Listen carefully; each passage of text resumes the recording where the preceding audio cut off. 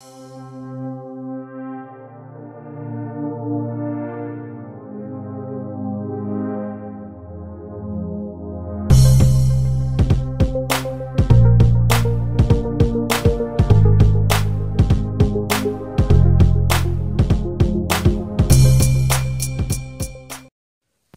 and welcome back to Redirecting. I'm going to be sharing a very tragic story with you, which is something that every young black male needs to hear, listen, and pay very close attention to.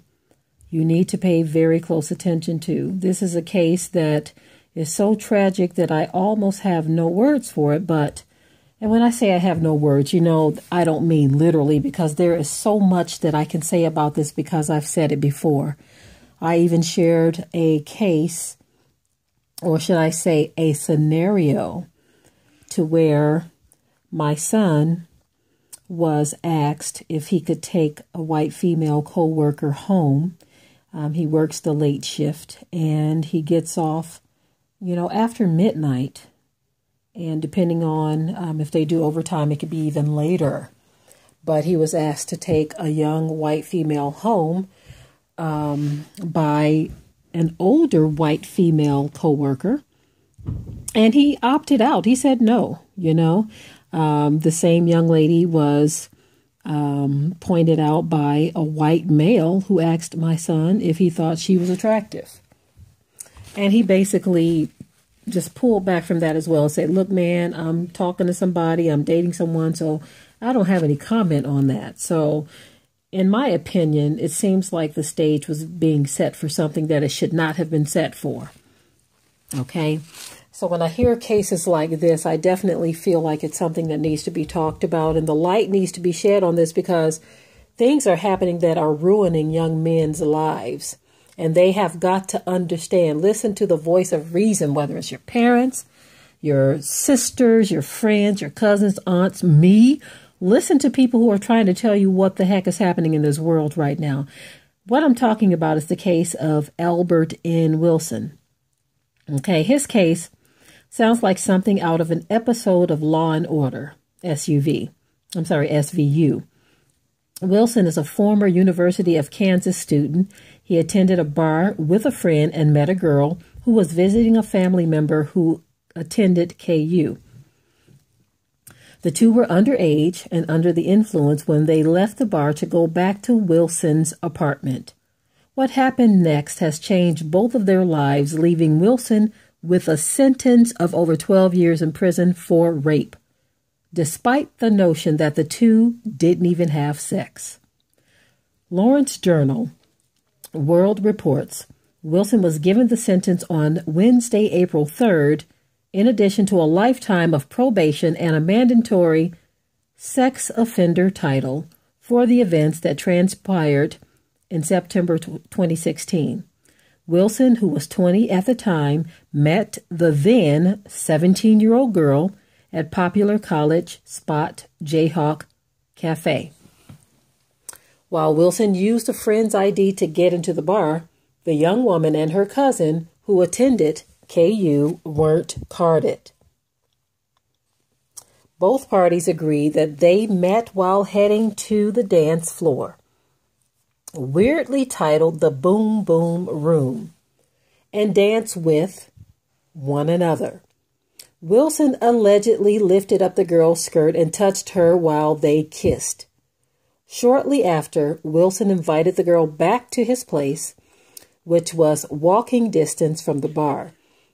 Neither party apparently asked about each other's age. The victim claimed Wilson took her back to his place where he raped her, but Wilson shared a different story with the jury. She didn't seem intoxicated at all.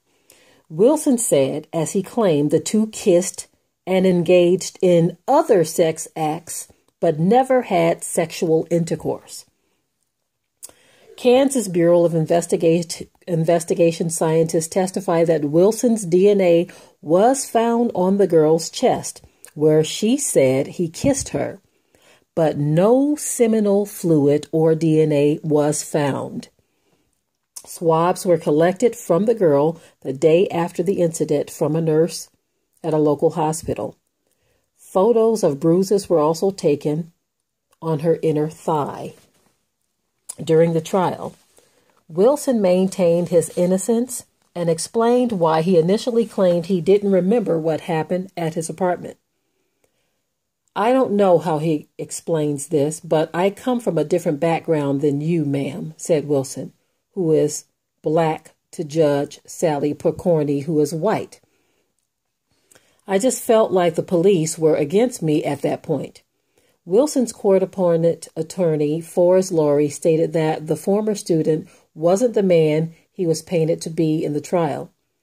The now 23-year-old was a Wichita Southeast High School football player with no criminal record. He earned his associate's degree from a community college before transferring to KU and had dreams of becoming a sports journalist. It was a chance meeting. Obviously, my client misread what was going on, Laurie said in court. If there was ever a case that deserved a departure of any kind, I think this is it. After a 6-hour deliberation, the all-white jury convicted Wilson of rape. Wilson was given the reported lowest end of what's called for by Kansas sentencing guidelines for rape. The case has gained attention, including supporters creating a website detailing some questionable aspects of the incident. Video surveillance showed the two engaging with one another throughout their encounter, and that they were only at the apartment for 5 minutes before they headed back to the bar. Many have questioned why Wilson was given a lengthy sentence, but actual convicted rapists like Brock Turner were given lighter sentences. Now, if you all remember the case of Brock Turner, he was the young man who actually did rape someone, and they literally pitied him out of the courtroom and said, "Oh, Brock," and just gave him just kind of like a slap on the wrist compared to what this young man is witnessing. So we're no strangers as a people to the injustices in this country. But I'm going to lay all of that aside for a moment, and I'm going to get into something a little bit deeper, because our people just don't get it. And if this young man or anyone in his family ever so happens to see this video, I want you to hear this and hear it very loud and clear. Becky should have been off limits. He should have been told and taught that she is off limits. We have seen throughout history, this is why we have got to pay attention to what happens throughout history. Because young boys like Emmett Till were killed for simply whistling at a white woman. And there are even questions as to whether or not he actually even whistled at her. Okay, that's neither here nor there.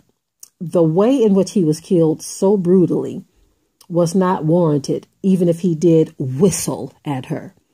And so here we are, fast forward all these years later, we're in 2018, 2019. This incident supposedly took place in 2016. We are almost halfway through 2019. And you have black people who believe that it's okay to just erase color lines and say, you know, you can deal with or date whoever you want to. Now, this is because we see an uprise in interracial dating relationships, marriage, and all kinds of things, right? We think it's okay, but there is a mindset that still exists in this country.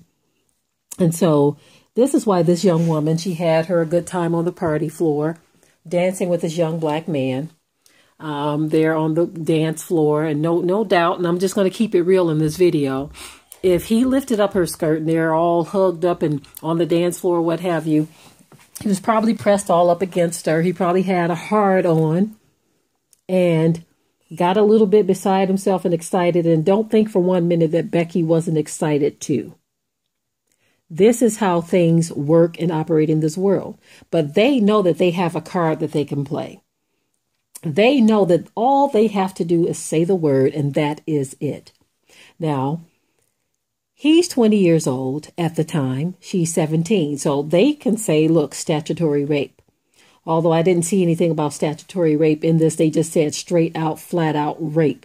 Now, they said that there was no sexual intercourse, but there was a sexual encounter. So what that could simply mean is that there was some fondling or what have you. There was some rubbing because they found no seminal fluid, just spittle on her chest. So he's kissing on her chest. And so I've got to rebuke the young man because Becky is doing what Beckies do. Our goal is to educate our people and get them to open their eyes and understand what is happening in this world, because we no more have excuses as to why we walk around in darkness. This is not the first time we've heard a story such as this. Why are you even messing around with this young woman? You don't even know her. You don't even know her. You just met her. This was a chance happening, and now your life is tanked. Now, hopefully, enough exposure can come to this case to where some of this time can be shaved off, or they can even excuse it. But what if it doesn't? What if they take this all the way? What if they say the 12 years stays, the 12 years sticks? Because you sat in front of an all-white jury who don't want your hands on their Becky to begin with.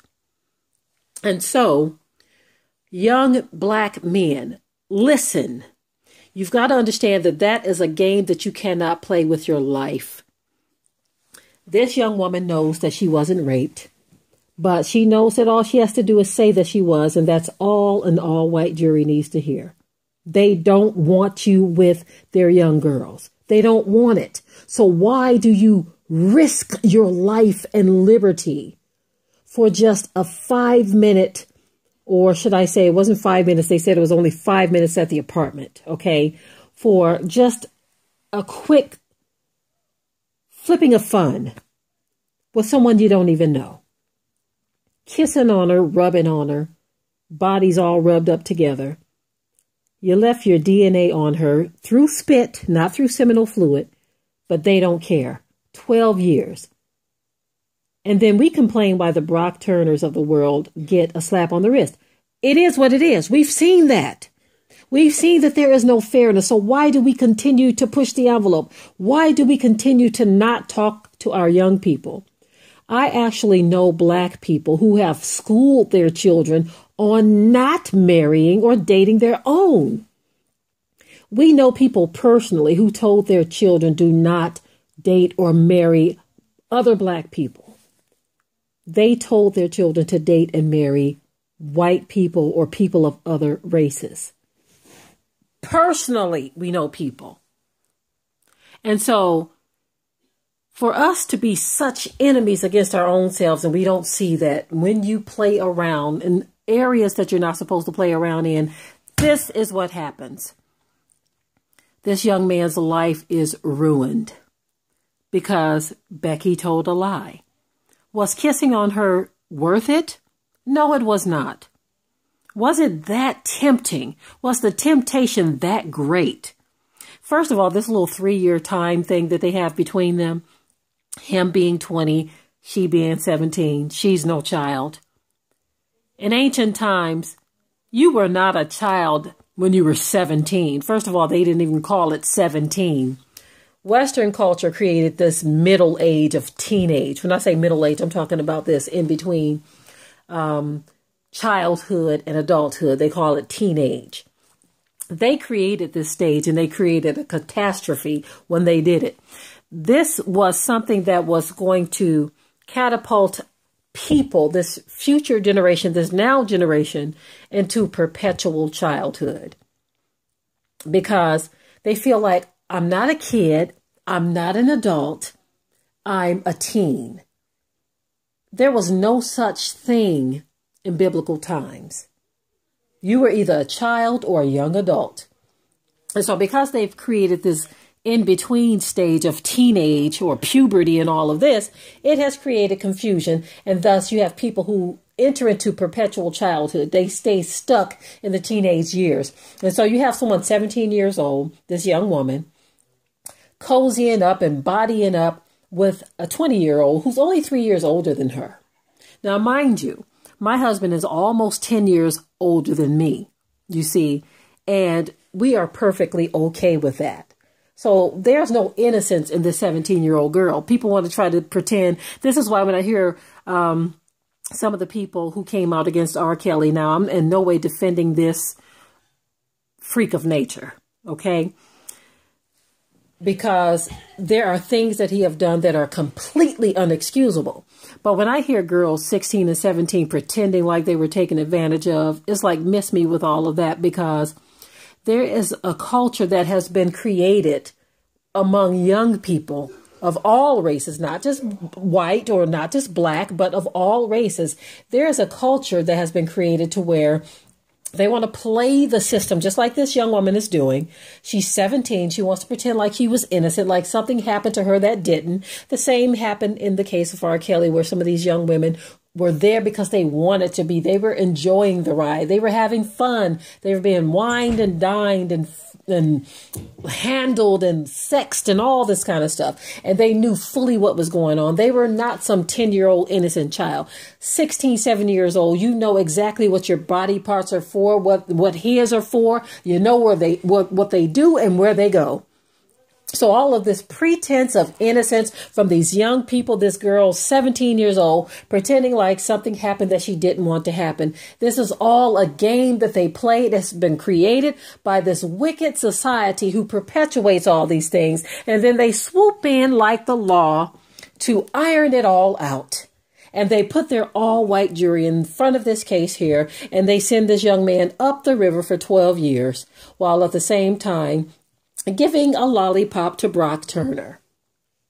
What more needs to be said and done to young black males who continue to fall in the same trap and snare year after year, decade after decade?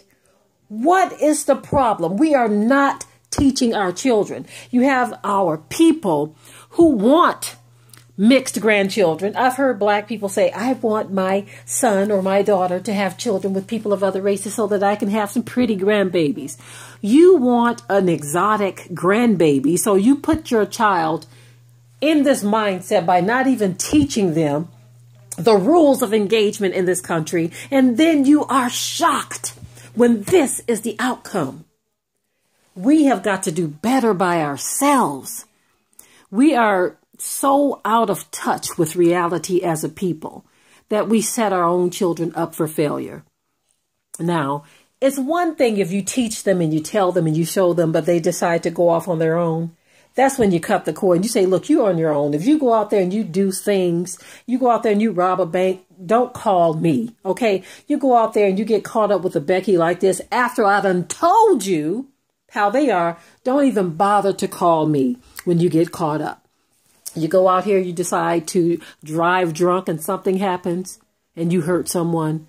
Don't call me, okay? Because you have been warned. You have been told. The problem is we are coddling our children right into the jailhouse because we don't put our foots down, because we are afraid to tell them the truth, because we ourselves are caught up in mess and things and just wickedness. We have no time to tend to our children and teach them properly. This is why the outcome continues to be the same in the black community, because nobody wants to teach them. Everyone is saying, don't judge, don't judge, don't judge. Okay, well, if no one talks and no one judges situations and no one puts the truth out there, when you go down the wrong path and you end up in hell in the handbasket, don't look back and try to say you should have told me, because people are telling you, you don't want to hear. Okay. And for you parents who refuse to educate your children because you think that society is doing a better job at raising them than you are, then don't whine and moan when society shows you what they feel and how they feel about your child. This is a very tragic story. I don't know what this young man's parents taught him. All I know is that he ended up at the wrong place at the wrong time, and Becky has checkmated him. She had her little fun. He had his little fun. But the joys of sin only last a season. Is the season worthwhile? No, it is not. At this point, we have got to do better with educating our children and stop playing these games. Stop doing these hit and miss talks with our children, coddling them, talking softly to them. People don't want to be rebuked. I have people telling me, you have such a rebuking tone. Look at what's happening to this man. This young man. I'm pretty sure he wishes someone did rebuke him and tell him the truth about Becky. The problem is our people don't want nobody telling them anything. But when they end up in situations such as this, they say, I wish someone had told me. I wish someone taught me what to expect. We need to learn the rules of engagement in the lands of our captivity. Men, women, boys, girls, young, old, we all need to learn, study, and understand the rules of engagement, because these rules change so often and so frequently. You've got to stay one step ahead of the game by discerning the people around you, by discerning the communities you're in, by discerning the laws that are out there and the spirits in the atmosphere. There have been many spirits sent forth out into the world. And if you are oblivious to the fact that things are happening that are very strange, very diabolical, very wicked, and you're living in this one-track minded thinking mindset, and you have tunnel vision, you can't see or comprehend anything around you, then you will find yourself in situations like this. Now, we do know that there are people who are wide awake to the truth about many things, and they get caught up as well. We understand that. But that just shows you that this system is stacked against you. And so it behooves you to know more and not to walk through life blindly, because this young man by the name of Albert N. Wilson is living a literal nightmare, to the point where they have compared it to an episode of Law and Order SVU. I am pretty sure that he wishes that he had never met that young woman, that he had never crossed paths with her, that he had never even went to that establishment that day. But it is too late for all of that. The wheels of injustice have already begun to roll, and we will have to see how this all plays out.